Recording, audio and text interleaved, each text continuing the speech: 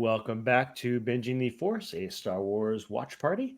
I'm Michael, your host this week, and as most of the time with me, we've got Jefferson Hello. and Kim. Hi, nerds. Once a rebel, always a rebel.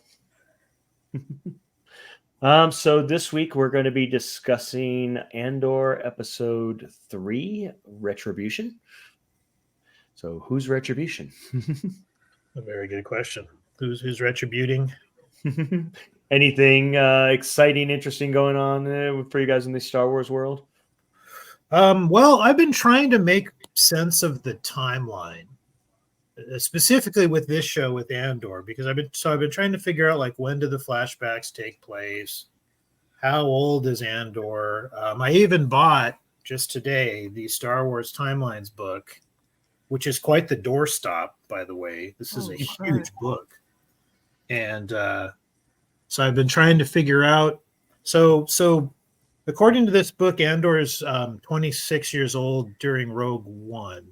Oh, okay. Which is 4 years after this series, which means he's 21. 22, yeah. Which seems unlikely, but he's not from Earth, so right. I was going to say, I guess we discussed that before, that maybe he just ages differently, because that sure doesn't look 21 to me. Looks more like 35. Or maybe he spent time on Tatooine. That seems to really age people. I was reading into it a bit more and looking into some of the things. So, according to this book, in the Boba Fett television series, Boba Fett is 42 years old. And Tamara Morrison, the actor playing him, is 59. I would have thought he was even older than that. Yeah. So I mean, we can put that down to the Sarlacc, I guess. Over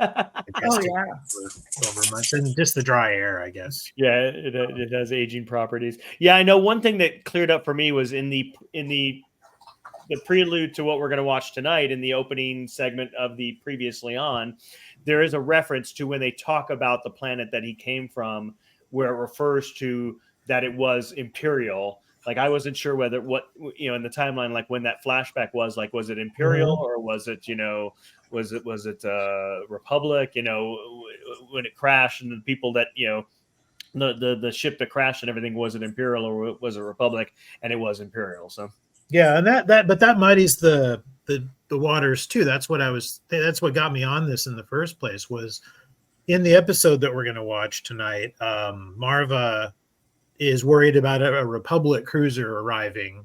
Right. Which, if this is post Clone Wars, there is no Republic anymore. It's the Empire. And they talk about, in the previous episodes, they talk about the mining accident being an Imperial mining accident. So which is it? Yeah. And then the guys on the crashed ship that attack the kids, are the insignia on their uniforms is the Separatist insignia. Oh, right. Yeah. So, which confuses the issue. Already, by the time the Empire takes over, the Separatist movement is over at that point. Exactly. Yeah. The Clone War ends 19 years before the Battle of Yavin, so 14 years before the present day of this show. Yeah. So if he's 10 or 11, which I think is the age of the actor playing him in the flashbacks, then it would put it at, I think, 16 years before the Battle of Yavin, which would be a few years into the Empire. So that part of it would make sense. But then why are they worried about a Republic ship? And why are the guys wearing... I'm going to put it down to mistakes and sloppy writing. Yeah. But on the one hand, like these are extremely minor points. Yeah, I'm going to enjoy the drama. Yeah, exactly. They don't really matter, but at the same time, I'm very detail oriented, and I like it when all the ducks get in a row. So, I think that is something that Filoni and Favreau would worry about, but Tony Gilroy wouldn't. Yeah, and that's probably where we're at. And I don't know if it's something that Filoni and Favreau would they're worried about. Even they're not that kind of detail oriented. Yeah, but Filoni has made like a career out of fixing past Star Wars mistakes, about making the prequels make sense, making the prequels resonate in a way that they didn't from the movies themselves. But he puts them into context, then you start really caring about the events of the prequels much more because he gives some context to it. So well, and because he's he's redeveloped all of those characters that are not particularly well developed in the 3 films. Well, he also is bringing back all our favorites from the EU, like bringing that back in to make us a little happy instead of like, oh no, that's all legends. Just forget about that stuff you loved. Oh, okay. Which it is until he brings it back. Yeah. Well, and I saw a clip of an interview with him, and he did talk about how George Lucas's attitude was always that if it wasn't on screen, it didn't happen. Right. He never was overly concerned about being consistent with the books and comic books and stuff. The one of the few things he did do was he kept the name Coruscant for the planet, the city planet. That was first put forward in one of Timothy Zahn's books, and Lucas decided to keep that. But that's one of the only details from the books that I think he. Well, he did, but I mean, just because he decides to use anything or pick or choose it doesn't mean he's beholden to it. So yeah, exactly. But yeah, his attitude was always that if it didn't happen on screen, it didn't happen. And it always struck me as being funny. I mean, no disrespect to fans of the books and comics. I'm a fan of the books and comics myself. I don't keep up as much as I used to, but it never occurred to me that they were meant to be consistent. You know, I came from a childhood reading Star Trek novels, and the Star Trek novels, it was always very understood that these were what if stories, that they didn't need to be consistent with the show, and something would probably come along and render stuff that happened in these books inconsistent. And that it never occurred to me that they were beholden to anything. And so I always was a little baffled that the fan community was just so upset by the whole Legends thing, and even more that they even chose to make a production out of it and to come out and say, okay, all these books don't count anymore. Did they count before?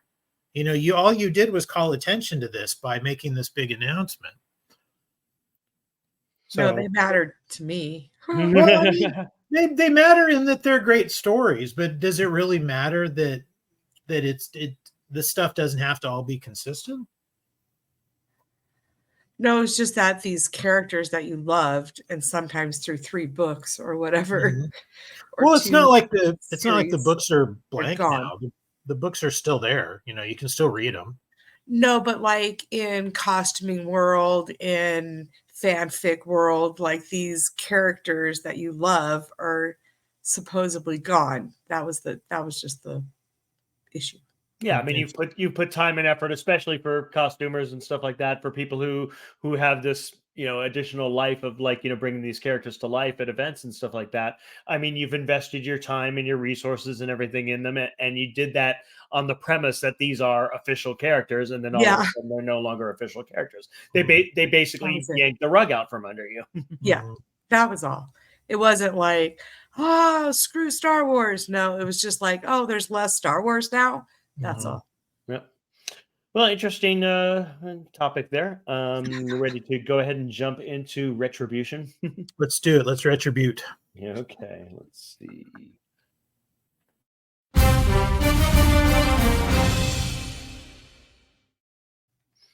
Previously on Andor.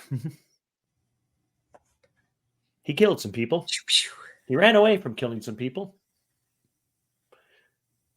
So a guy turned him in. Then he flies away, and they have more damn hats. ADD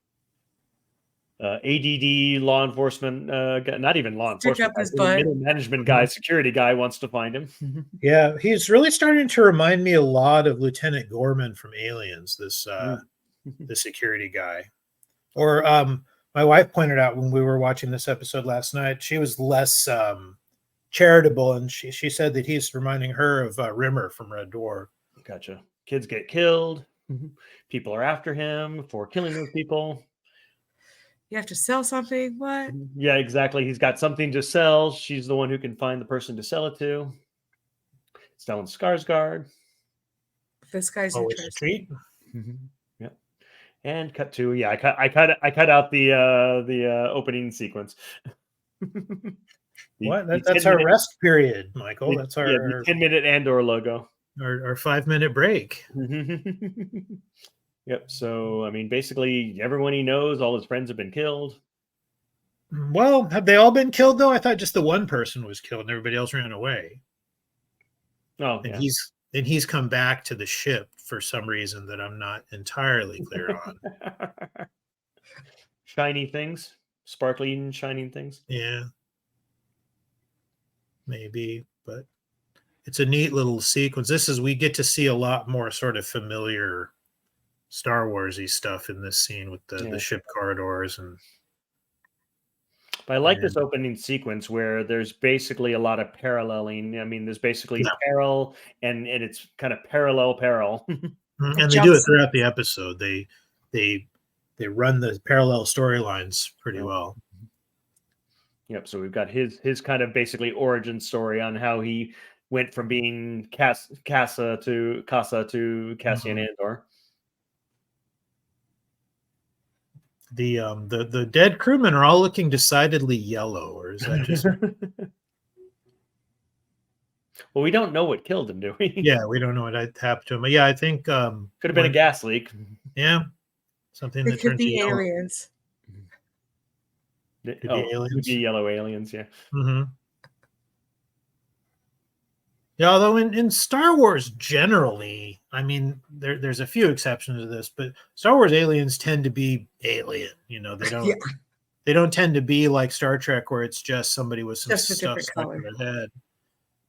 They tend like you have humans and very distinctly non-human characters. They've moved away from that a little bit in recent years.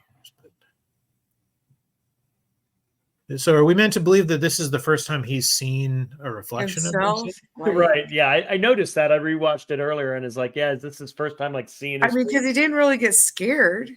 Yeah, but I mean they did live next to a river, so True.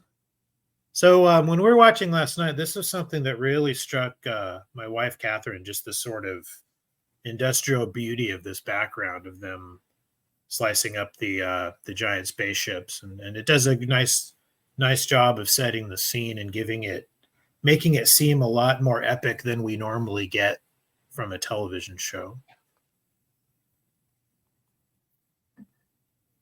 Yeah. So what is this? The Death Star? Is this a Star Destroyer? What are they breaking down? Well, yeah, I mean it's probably an old Republic ship of some kind, given the time frame. Oh. It wouldn't be breaking down a Star Destroyer. Correct. So now we know we were wondering in the last episode, I think, what these guys actually do when they put their hats and gloves on. I guess now we know. Yeah, because I thought they were going in a mine. Yeah. So it seemed like it, or they're testing gloves or something. Yeah. But yeah, notice the ships in that background even have that kind of telltale red and white Republic colors. Transport or and it would make sense that the Empire would want to break down all the Republic stuff and replace it with their own bus. We could make a float into that. Of Luthen's nightmare ride with the guy who wouldn't shut up. Mm-hmm. We could make a float look something like that. Yeah, there you go. Arrives on a bus from out of town. Right. It's funny to think of. It's not. Riding the bus has never been cool, so it's funny to think of this mysterious character having to ride the bus in town. But it did give us some nice character building moments in the previous episode. Mind your wallet, which, if that was only the worst thing you had to worry about being. Yeah, I don't know. I mean, in his case, I mean, I'm not saying that he sets himself up for what happens, but he's clearly expecting it. He's a guy who knows that he's in constant danger. So he's aware of it. This is not a guy that's ever going to get pickpocketed. That's for sure. I still think his walking stick looks like a toy lightsaber. It looks like a plastic. Kind of does. Like a lightsaber. Yeah. And he's not really using it as a walking stick, is he? It's more of a truncheon. Yeah. So they're confirming information about Andor, that's who he's meeting. And yeah, he's the guy that they're wanting, right? Yeah, he's the guy that they're wanting. And do we get much of a sense in this exchange that what he's really doing is he's on a recruiting mission. He's not really not at this point. That comes later. Yeah. Here we have the corporate Rent-A-Cops. Right. I like that their drop ships look a lot like the clone drop ships. They look like they're a similar design, the same shape. The details are a little different, but the shape is the same. I mean, they're probably buying off of Imperial surplus. Yeah. Or just it's a similar. I mean, there's only so many different shapes a car can come in. Oh. Here we go. Yeah, this is the scene that reminded me of Aliens and of Lieutenant Gorman. Definitely, yeah. The clearly inexperienced, out of his depth officer. I love the transition they do here with time. So we've only ever seen B2 as an old droid, and we cut there. That's a gorgeous transition from an editorial and director's standpoint. That tells us that we're changing times. That something passes in front of the camera, and now he's gone from being an old droid to a newer. His paint is all bright and everything. He's fully operational. I love that way of showing the change of time there. Yeah, it's a great, really easy visual shorthand that's maybe a little more obvious than Marva's hair is the other thing that's different. But I think B2 is much more, it's a better transition. It's a more obvious one. So I haven't been to a convention in a long time. I know that building R2 units is a thing. Is anybody building B2s? Have you seen B2s rolling around the convention scene? Not a B2, but a lot of choppers. If you get any B2s at the Galacticon, give me some photos. I'll bring it up. We do have the local astromech droid builders. We'll be there. Cool. Yeah, I'd love to see a B2 in a room with all the local Star Wars groups that Kim's husband is running. Mm-hmm. All right, so he's speaking Canary, which I was reading. His language is a mix of Spanish and Portuguese, apparently. Oh, interesting. Huh. Yeah, Republic frigate coming. Mm-hmm. But that's the thing. They definitely referred to previously as like that the people on the planet were killed by Imperial. It was some Imperial accident that happened. Was what left the people stranded there. So. Right. So I guess if we really wanted to make it make sense, at the end of Revenge of the Sith, Palpatine announces the Empire's here now, but he doesn't disband the Senate until the very beginning of A New Hope, which would be 20 years later. Yeah, so maybe that's the official end of the Republic. Maybe he's still giving it lip service up until that point. I don't know. They have to wait till they get to all the planets and let them all know. Yeah. That could be. Or, Marva could just be wrong about. Right. There's always that characters make mistakes. That it might not be a writing mistake. Maybe the character just got something wrong. And I would buy that if it had any actual bearing on the story. But in this case, it doesn't. It's a detail that doesn't matter. Yeah. Which almost makes it worse that they didn't get it right. Well, especially since his age seems very ephemeral. Has it been 20 years since then? Has it been 10 years since then? Has it been 5 years? Did he age faster? Did he age slower? Who knows, So his friends are like, oh no, the Blues are here. Haven't seen them in a while. Who are they hunting for? Yeah, that's the thing. The friends whole town, oh shit, I could tell you. The whole town very much reacts to the fact of, the security force coming into town because that's a big deal. And I love that they have a system in place. Yep. To sort of almost passively resist. Yep. They have this whole system of signals that sounds like noise to the Rent-A-Cops. I think that's neat, and it tells us how people feel about authority in general on this planet. People have just killed a Republic officer. So that's the thing. This was very specifically referred to as an Imperial ship. Right. Well, as an Imperial mining colony. This particular ship hasn't been referred to in dialogue until now. True. So she just knocked the kid out, or Cassian out. Maybe just by being an outsider, Republic, Imperial, it's all the same. That's the difference, yeah. That could be. I'm prepared to let it go at this point. Yeah, but we get the back and forth of Marva then, Marva now. Mm-hmm. Wow, that'd be a delightful thing to open your door to, wouldn't it? Yeah. Yeah, they know that she's associated with him. Mhm. What's the? Does somebody have a cast list handy? What's the name of the lieutenant, the sort of the heavy set, the second in command of the It's blue something that guys? starts with an M because it's there in the dialogue. Okay, Moores, I think. because you can like up until a point that we're going to see shortly, he is clearly loving this. Oh, This is the sort of thing that this is why he signed up, and he doesn't lives for this. very Yeah, much. I mean, we saw in the previous episode when the guy when he got recruited for this mission is like, I'm your guy. This is he lives for this stuff. This is him having his moment. Mhm. Sergeant Mosk. Mosk. Okay, let's try to remember that. And I still what's Lieutenant Gorman's actual name? Cyril. I used to be better at remembering character names in Star Wars, and I'll tell you the reason is because when I was a kid and had all the action figures, right, the name of the character was on the package, and that's how you learned everybody's name. Now we use the closed captions. Yeah, I guess so. Yeah, I guess I could. Yes, of course, Cassian is calling to be now. It's like, why would that be audible? I mean, if he's speaking directly to the droid, why does it have to be audible? Why? I don't think he is. I think the droid has an external communicator that he gave him. Yeah.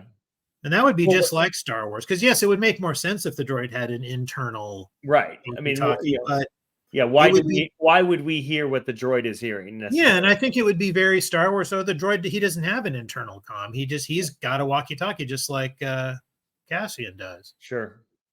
It's just in one of his drawers or something. But it is what gives him away is that they know that he's there. They know that he's at least nearby. They've got something they could trace, so they trace his radio to get his location. This is a great setting. This but it's so very specifically devised for the set piece that happens later. Yeah, it absolutely is, but I don't care. It's a great set piece. Set up for the action that happens. It's a very Indiana Jonesy room, Right, it very much is. But now we're having the meeting, the first actual meeting between Luthen and Andor. Mm-hmm. But meanwhile, like everyone in town does not like this. There is no one who is for the company security moving into town like this. There is no one on their side. They have no friends in this town. Exactly, and everybody in town they get their machine in place instantly. They're all working together on this. Yeah. And it's not like I don't think it's that they particularly love Andor. It's that that he's one of them and they're not. Yeah, exactly. The enemy of my enemy. Yeah. And that's what makes the guy who turned Andor in. That's what makes his crime especially heinous. Is he turned in one of their own. Yeah. And he brought all this on the community. He if it hadn't been for him, the guards wouldn't be there. That's true. Yeah, he is the one who brought this down to them. Yeah. But we know that it's from jealousy. It's jealousy. Yeah. So the usual reason people do really stupid things. Right. It's a great exchange. I love Stellan Skarsgård. Yeah, he is an amazing actor. He will class up any operation. Yeah, it's a pretty good get to have him in Star Wars here. So how it got to her that they're looking for Cassian, and she's like, right, and now she's putting it together. What happened? How come they're looking? She knows that dealer's in town, so she's. Yeah, this is terrible timing.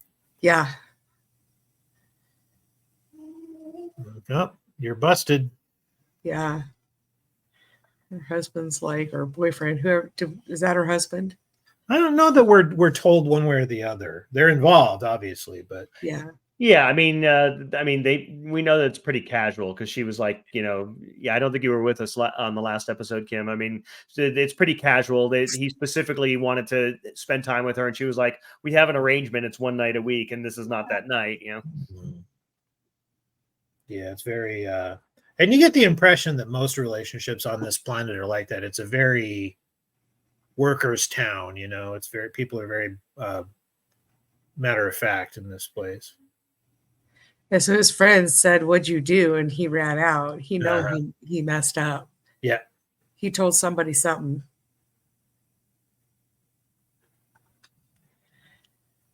No, it doesn't in any way matter. But we know what this little box that he's selling actually does? Yeah, no, because it comes up in a later episode where when the Empire gets a hold of it, I believe it's something that allows their transmissions to be intercepted or translated or something. Yeah, or some kind of code calculator to get into like their. It's basically like an Enigma box. Okay. Yeah, so it's really important to them, and so the important thing here is that Luthen wants to know how he got it. That it's a type of thing that he should never be able to get his hands on. Yeah, and that's why the Imperial security gets involved later, because it's such a big deal for someone outside of the Empire to get a hold of this. And Luthen's like, well, tell me about how you got this. I'll pay you more if you tell me how you got it, because he wants to understand how he thinks. And this is when Cassian starts talking about, you just walk in like you know what you're doing. They're so full of themselves. They have such a belief that they're so important and so impervious that, it never even occurs to them that someone like me, a flea, could walk in and penetrate their incredible operation, but it's easy to do because of that belief, because they think that way. It's really easy. It's thematically great. Take their gear, it calls back to a bit of dialogue in the original film during the Death Star attack, when the rebels are attacking the Death Star, or no, it's when they're planning the attack, and they talk about how the Empire doesn't consider small fighters a threat.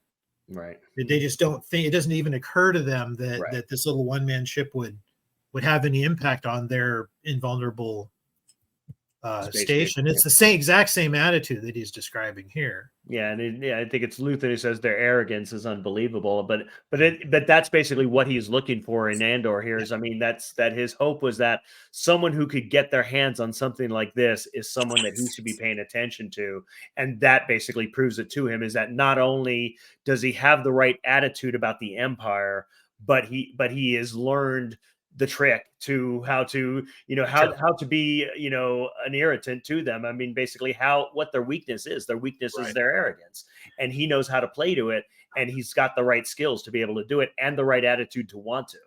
Mm-hmm. And I think that's what he's trying to figure out. So at that point, he wants the thing because the thing would be valuable. It would be useful to the rebellion. But what he really wants is a really useful resource to the rebellion. And Andor as a person is much more useful to him than the box would be. Right. Yeah. The gun that Andor is holding is the same one that Marva's partner has in the flashback scene. Oh, of course.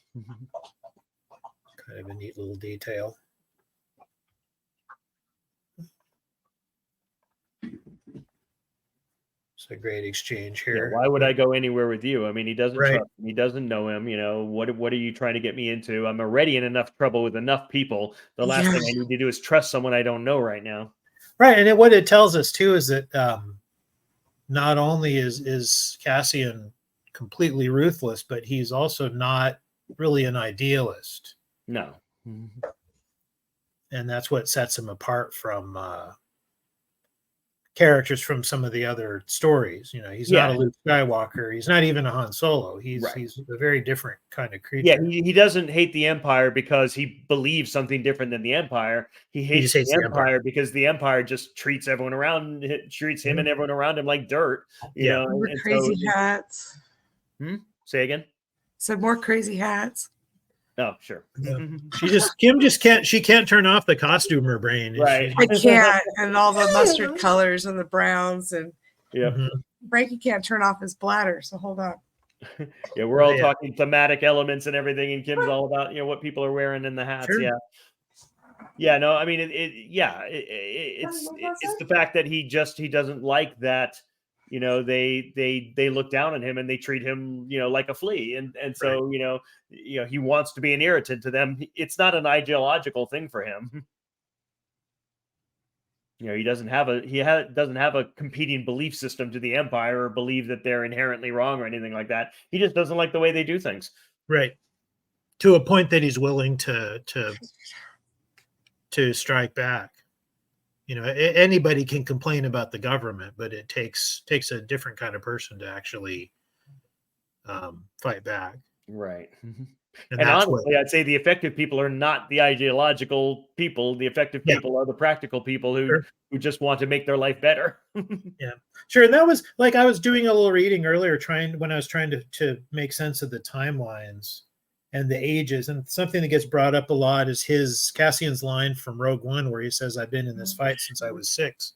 And And the best explanation I found for that was just that, well, he's a spy. Spies lie all the time. Right. They always exaggerate. He's an unreliable narrator. Yeah. Yeah. He says he has no reason to be telling the truth about that.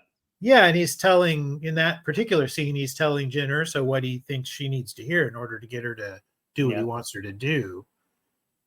And so you get the impression like both of these guys, this is a match made in heaven right here, because they're both just completely ruthless. Yeah. But in the meantime, they've now got 14 corporate security guys looking for them and trashing the town in order to get to them. Yeah, and this is great because this is the only way that you would get these two characters to work together is by giving them a common problem that they can't solve separately.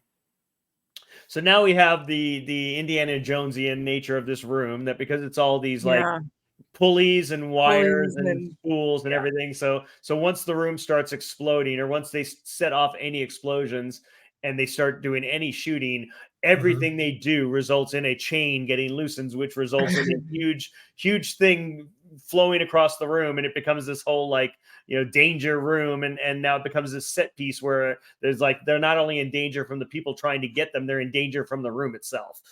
And you know what? I'm okay with it because it's a thrilling scene. It's a great little scene, and also I'm a massive Indiana Jones fan, so telling me it's an Indiana Jones room is not. That's a compliment as far as I'm concerned. Well, and I think this is terrific. It's a nice wrinkle to what otherwise might be kind of a dull shootout scene. Right. If it's just them hiding behind stuff, shooting back and forth, that we've seen that a zillion times. Right. It's not them shooting against the other team. It's them shooting against the other team, and also the rooms against them as well. Right. Exactly. I mean, and yes, it's a bit of it's like it's this video game level, but I'm okay with that too because it makes it seem.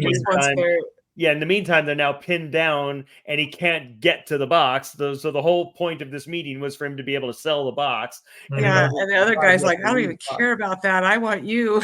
Mm-hmm. You're going to get yourself killed. Yeah, but Andor doesn't care about that. Andor cares about getting paid. The whole point was to sell this thing to get him enough money to get off the planet. He needs a ship. Yeah. Right. But more pulleys. And then the other guys are like, you're supposed to wait. And they're like, they blew the door. Yep, more pulleys attacking. It does kind of make you wonder what this room was for. Right. He said it was a furnace, I thought. He said it was very interesting furnace. It takes you back to Galaxy Quest. What is this even for? Why would they design it this way? This doesn't make any sense. This episode was badly written. Yeah, it's just purely done for visual, for design, for the action of that moment. But there's no practical reason for that room to be that way. Something else I like about, I love the look of the town and the whole design of it, but something that helps, and it helps with the mood, is it's always overcast. Have you noticed that? Yeah. It's never sunny in whatever. Well, it's probably industrial. I mean, it's basically an industrial pollution town, so there's probably a lot of industrial pollution happening. Like China. Monterey, California.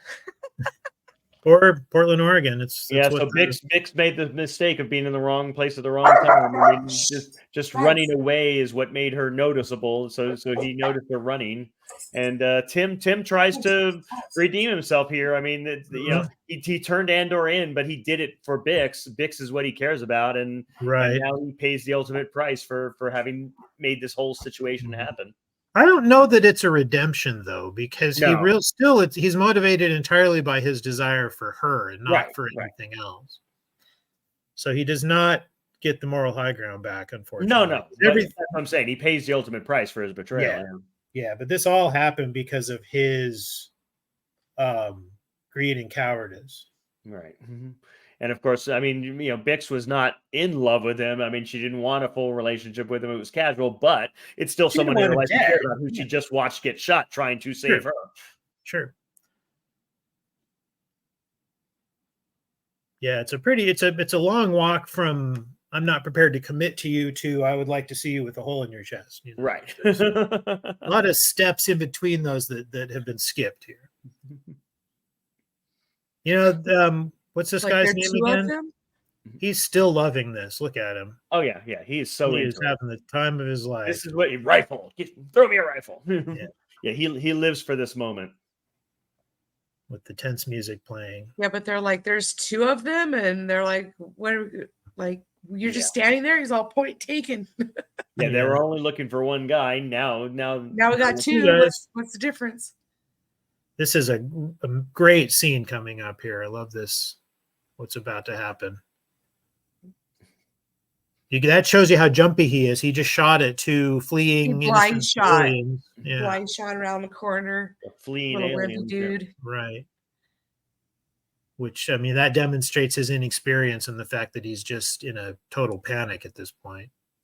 I love how Marva plays them here. Yeah. Like, gets to you. And it's basically the banging. We didn't talk too much about the banging that's going on in the background noise-wise here. If you're hearing the sound, the entire town is banging to let people know that that the security guys are here. And people are running.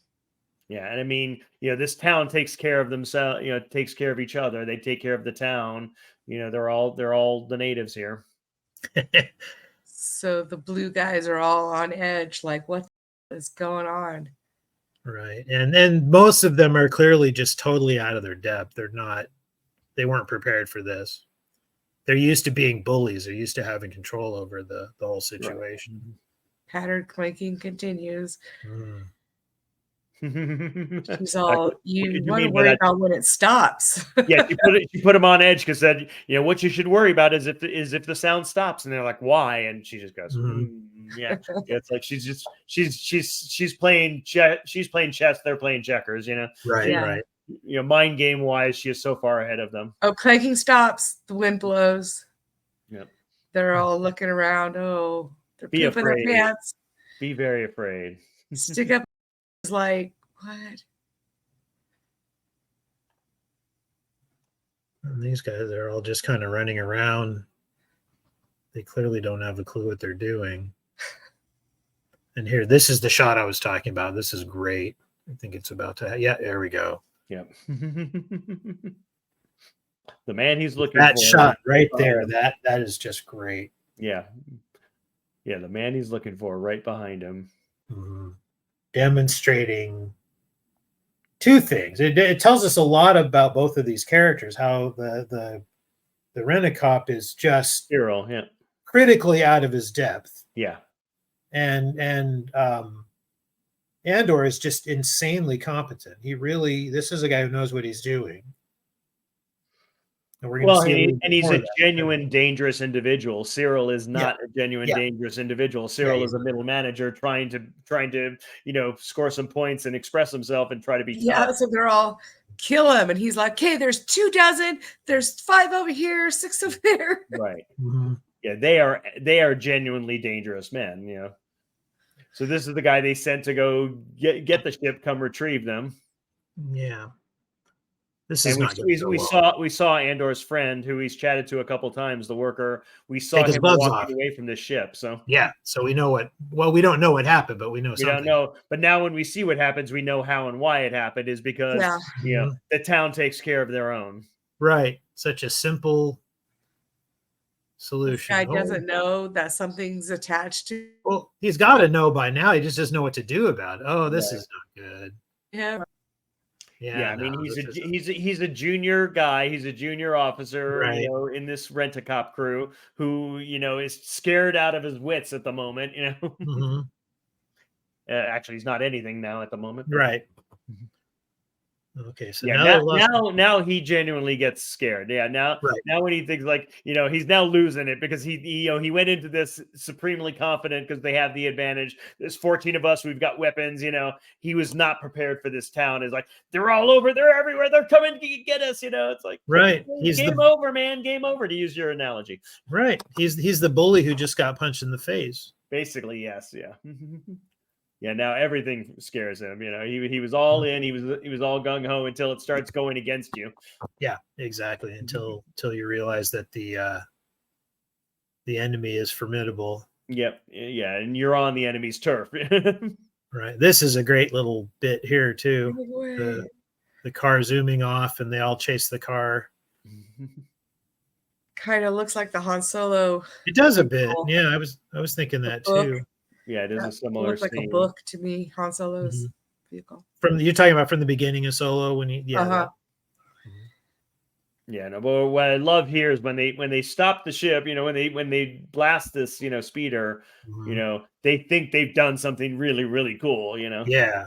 And no. When will these guys learn? I think they're about to.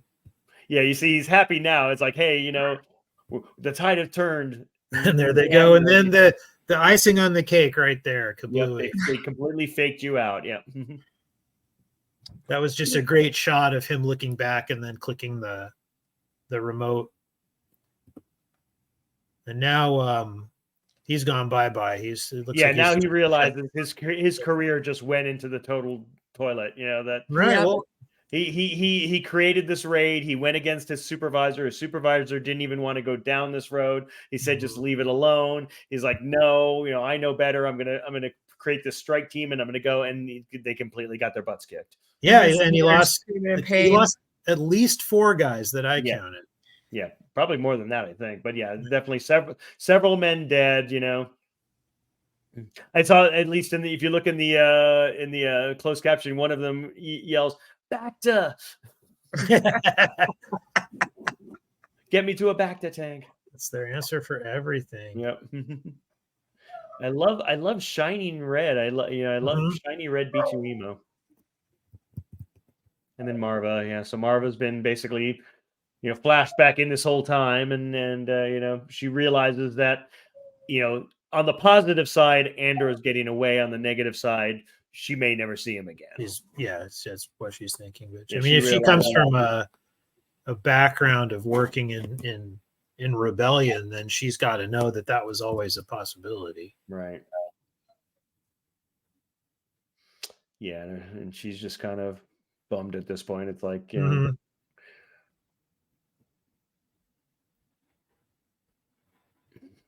yeah, he came to mean a lot more to her dead than alive. Well, the best way to get somebody to want something is tell them they can't have it. That was awful. This is a great little sort of character.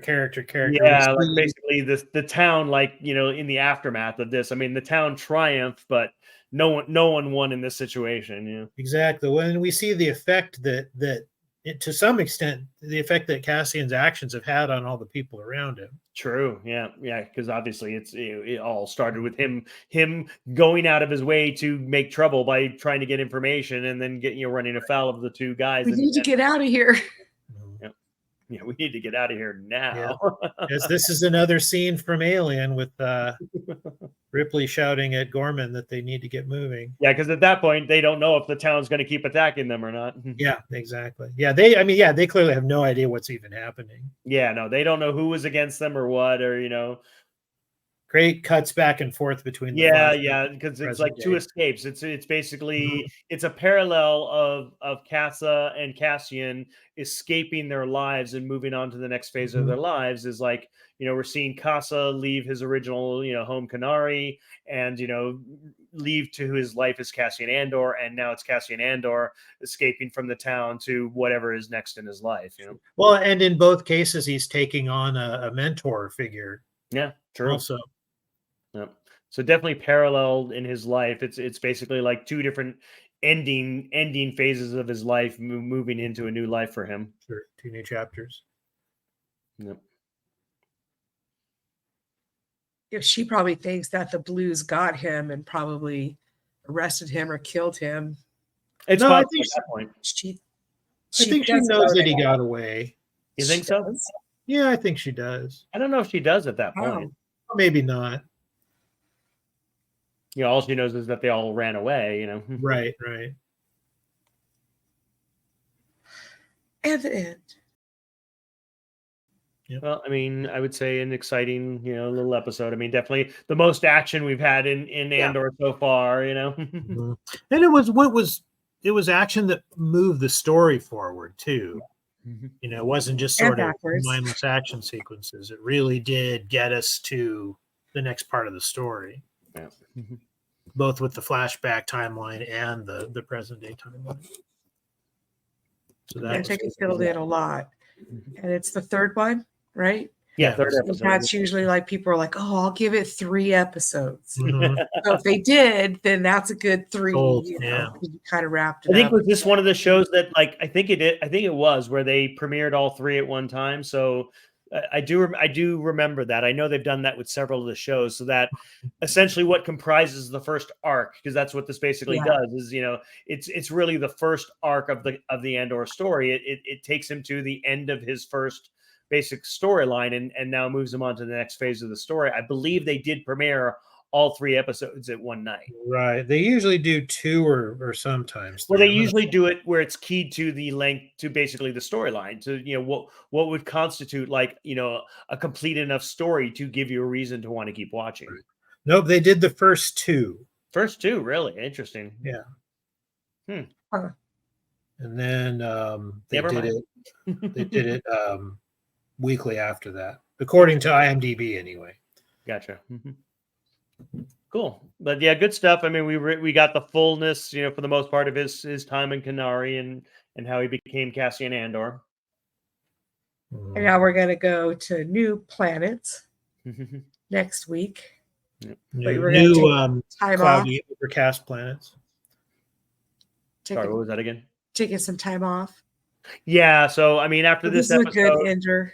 yeah, as people see in my tagline, and we've obviously talked about the fact that I'm doing this convention in galacticondenver.com for people in the Denver metro area who want tickets. It's going to happen in 3 weeks from now, and I'm really, really slammed and busy with that right now. So I think we're going to take a couple weeks off and probably, pick the show back up after the convention. So I think that's a good idea. Perfect. I may try to look and see if I can find things to add to the feed, just so that there's something in the feed, Sure. or maybe if we even want to do a quickie like discussion, like just not do an episode, because the episode part of it is what really takes the time for me. So I mean, if we want to do like a quick chat or a quick discussion about stuff, Star Wars related, I'd be open to that. But sure, something where you don't have to do so much prep. Yeah, so I mean, let me know if you guys are up for that. I guess for the people watching, once this goes out, let us know. Put in the comments on YouTube, and let us know if you want to maybe like see a couple different types of episodes, maybe for the next couple of weeks, and then we'll pick back up with Andor after that. I think they're talking about season 2 of Ahsoka recently. So, has there been news about that? I think so. Yeah. Okay. So it'll give us time to check up on that. Cool. Yeah, that might be for a good discussion topic.